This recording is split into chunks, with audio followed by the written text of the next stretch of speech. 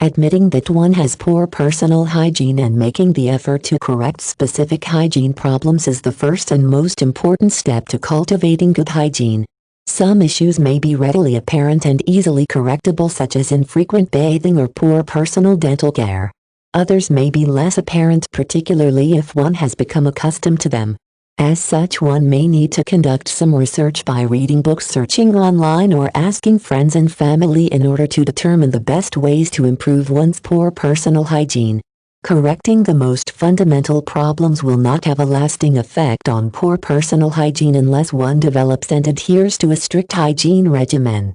A basic regimen might include daily bathing, brushing, and deodorant application, as well as flossing one's teeth, which can be performed several times each day.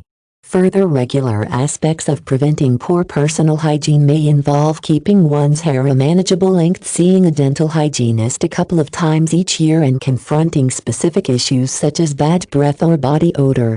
Again, regularly asking friends and family to point out any hygiene issues can greatly help one to prevent bad hygiene. Though not a direct aspect of personal hygiene, working to maintain clean and orderly living conditions can greatly aid in one's attempt to prevent poor personal hygiene. Personal cleanliness issues become more apparent when contrasted with a clean and orderly environment. Also, unclean surroundings, particularly one's bed sheets, shower, and other often used household fixtures, can dramatically affect hygiene.